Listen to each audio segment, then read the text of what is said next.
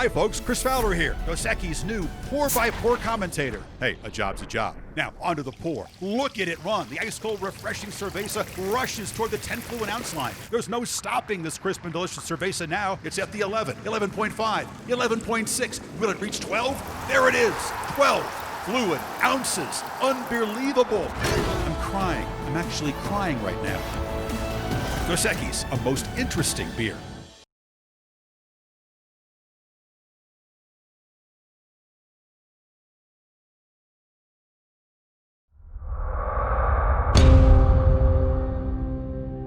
Making someone miss is like waking up in the morning and brush my teeth. I gotta do it every day.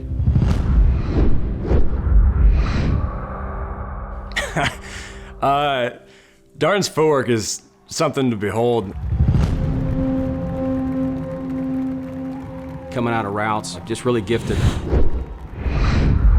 JD has the ability to move at a lightning speed that can go from 0 to 100 really quick. I think he is really elite in a thing called twitch. It's unbelievable. Obviously, it's very fast. He's quick twitched. Gets it at the 19, loses a couple of defenders, finds some room up the seam across midfield. Oh yeah, slow feet don't eat. And he's gonna take this one on. When I was younger, my older brother, he played football. I kind of followed his footsteps with the receiver. He had me out there doing the ladder drills at like 6 years old. So after that, I started just picking it up.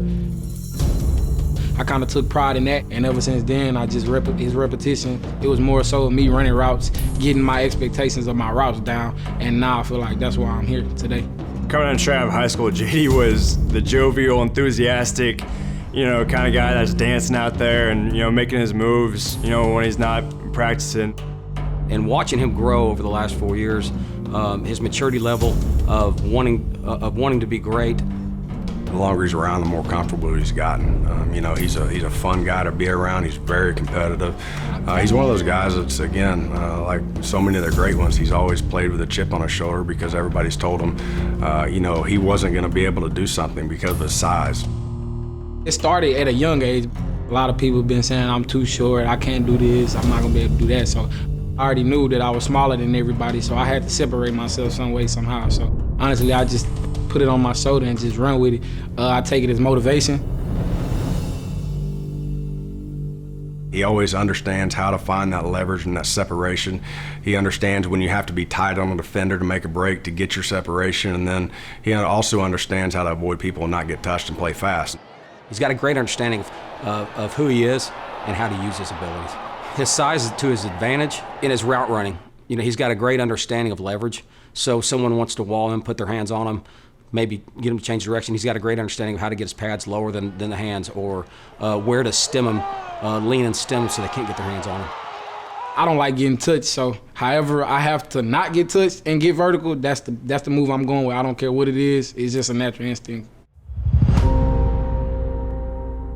When I was in high school, my dad was in and out the hospital. He had heart problems, he had strokes, things of that nature. So he was in and out the hospital. He had a heart murmur put in his heart, and there was times where we would walk 300 feet to the store and he couldn't even make it because his chest was hurting. And to be honest, I was dealing with it a lot, but at the same time, I feel like it was God trying to keep me strong and show me that it's a lot of adversity in this world. Since I was a freshman here, I really just sat down and talked to him and explained like how I was feeling, because it was times where I didn't want to play football no more because of the situations I was dealing with. So he honestly influenced me to just keep going. That's why I got a tattoo with his name on me, and it says keep going, because at the end of the day, that's the goal. Going back home, that honestly gave me time to really spend time with him before he did pass away.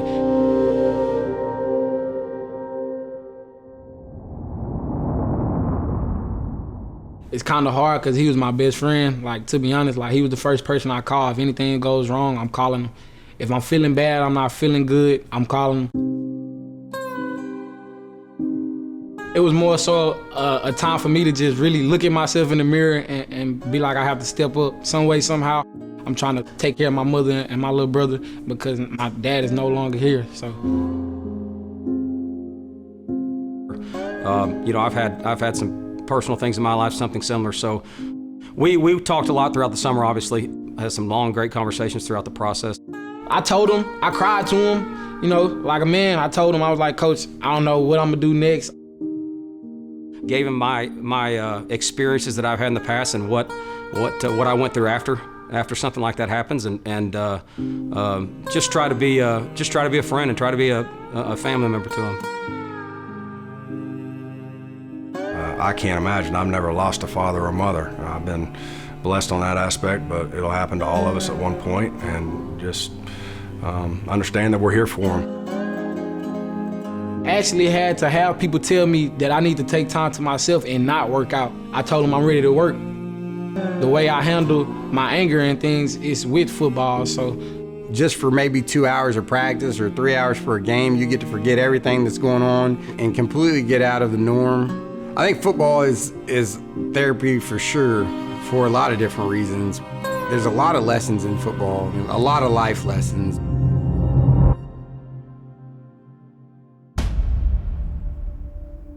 And the mindset, it never switched. If anything, it just turned me up some more. I take my craft very serious. I work every day. So I'm honestly just trying to get to the next level. I'm looking up to JG and Jeff. I play with those guys, so I know for a fact it's possible. If not the hardest worker, one of them on our football team, and all the guys know it, he kept working on his own with not just doing your footwork and running routes, but finding a way to work out during that time period. The conditioning part of it, the nutrition part of it, all the things that go into being an elite athlete, he was able to sustain and do on his own. And that's hard to do when you're by yourself and you're not with your team. And he did an unbelievable job at that and came back in the best shape he's ever been in. He's an animal. He's very competitive. He's going to outwork everybody each and every day. Voted him as our team captain, well deserved.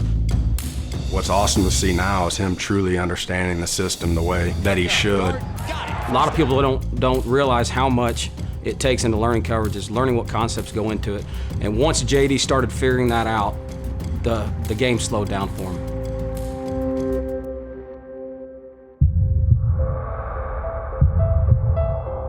He's a special player, and you know, it's just been a lot of fun to watch him, his growth, not only on the field but off the field as well. He's able to see coverages open up, understanding where he needs to be and when he needs to be, and who to stem and why. But JD's a warrior. I know, you know, he has a lot to play for. I know he loved his father very much. He has a passion to represent him this fall. Hey, that's for you, Potler. That's for you. Honestly, proud with what I'm doing right now, and I know he's looking down on me, and he's smiling.